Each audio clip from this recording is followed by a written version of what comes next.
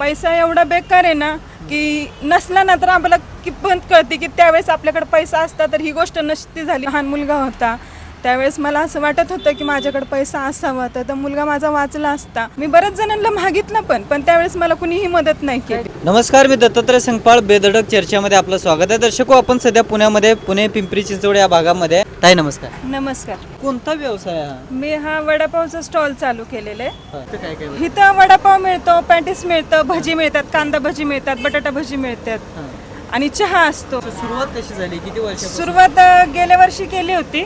आता झालं वर्ष, 1 वर्ष होत आलं. कोणी सुचवलं तुम्हाला? मुलांनी सुचवलं. घरी बसून होते, डोक्यात काही येत नव्हतं. मम्मी म्हणलं तुला स्वयंपाक पण चांगला जमतो आणि तू स्वयंपाकात हुशार पण आहेस, मग तू काहीतरी कर ह्याच्यातनंच, तुला आवड पण ह्याच्यामध्ये.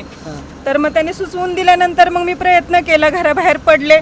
पहिलं 8 वर्ष काम केलं पण त्यातनं काही हे झालं नाही. पण नंतर मी ह्या व्यवसायामध्ये आल्यानंतर खूप चांगलं वाटलं. भांडवलाची जुळवाजुळव माझा मुलगा जॉब करतो, त्यांनी मला थोडं मटेरियल सुरुवातीला आणून दिलं. मुलगा किती वर्षाचा? मुलगा माझा 21 वर्षाचा आहे. त्याचं नाव सूरज कानडे आहे.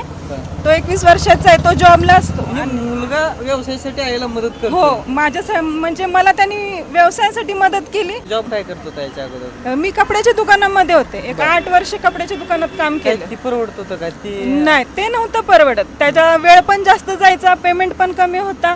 आणि इथं म्हणजे मी माझ्या वेळात येते आणि पेमेंट पण मला हे खूप परवडतं. मेसचा व्यवसाय पण आहे. तिथं कॉलेज असल्यामुळं मुलांचे टिफिन माझ्याकडे चालू आहेत. किती वाजता सुरुवात होते या गाडीची? सुरुवात मी 4 वाजता करते, संध्याकाळी 10 वाजेपर्यंत. 10:30ला पण कस्टमर असलं तर आम्ही 11 वाजेपर्यंत पण असतो. मग आता एखाद्याने वडापावचे आणि पॅटीसचे आहे ना, काही ठिकाणी कार्यक्रम असतात, 100 200 वडापाव असं मागवते, त्यावेळी मग तुमचं तेवढी तयारी आहे का देणे? मग आहे ना, मी देते ना, ऑर्डर पण घेते तसे. वडापावचे 50 वडापाव येतात, कोण जास्त त्याच्यापेक्षाही जास्त मागवतं.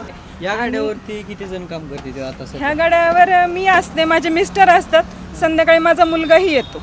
आम्ही तिघं मिळून करतो. परवडतंय का पण हा व्यवसाय? परवडतंय बघा. कुणापाशी भीक मागण्यापेक्षा स्वतः कष्ट करा.